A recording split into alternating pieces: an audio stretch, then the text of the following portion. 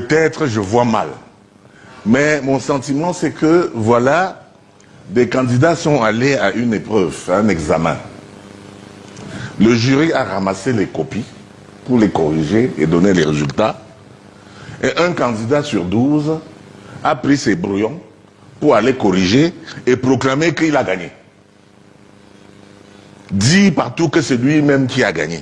Et il le dit et dit, d'après mes propres brouillons, mes propres procès-verbaux que j'ai rassemblés, sur 18 départements contre 58 départements, donc il en reste 40, et prétend qu'il a gagné avec un score de 1227, 1 227 000 voix.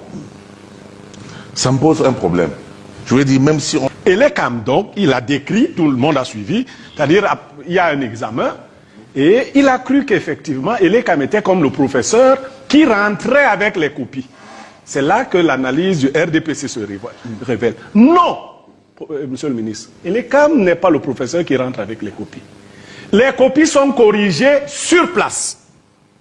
Les élèves et étudiants sont au courant des notes. C'est ce que dit la loi, sur place.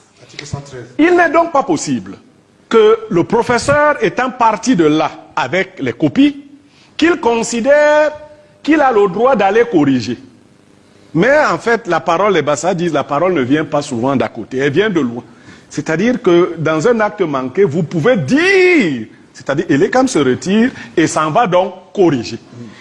Et c'est là le socle du problème. Quand Elekam revient avec les PV qu'il a corrigés, les gens qui avaient donc écouté les premières notes ne se reconnaissent plus dans la correction.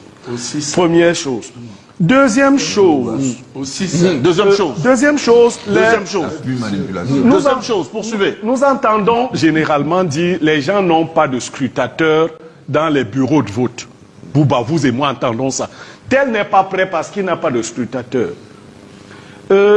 Celui qui n'a personne pour le défendre a Dieu pour le défendre. C'est-à-dire que les partis qui n'ont pas de scrutateur ont Elekam. Et on ne devrait pas, parce que quand vous écoutez un membre du parti au pouvoir parler, il paraît que Elekam est acquis à leur cause.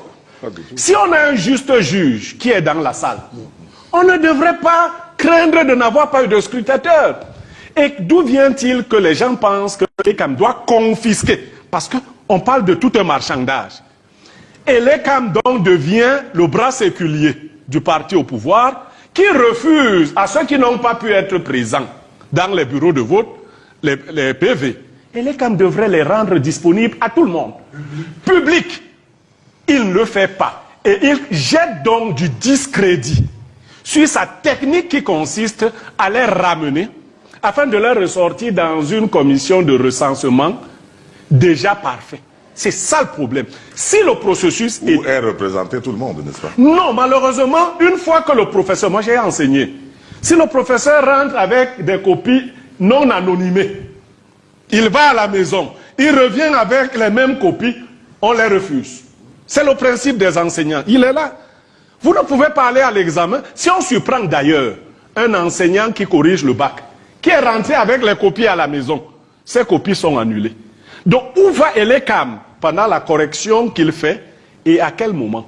Pour être crédible, Elekam devrait faciliter cette affaire à tout le monde. Je vais vous montrer la mauvaise foi. Pendant que les gens disent personne, personne, personne, on a au moins un acteur qui est présent dans tous les bureaux de vote et qui a à la fois les moyens technologiques et autres de rendre public ces résultats. Je chute par un fait. Le fait de dire que j'ai gagné l'élection présidentielle n'est pas une proclamation de résultat. Il faut qu'on arrête d'enfumer les Camerounais. C'est faux. Un candidat a dit j'étais troisième. Il n'a pas été attaqué. Il a donné son rang. Il reste au deuxième de dire je suis deuxième. Il reste au premier de dire je suis premier. Je suis premier également. Quand les élèves dans une salle de classe, au vu des notes qu'ils ont commencé à obtenir, moi j'ai l'une de mes enfants.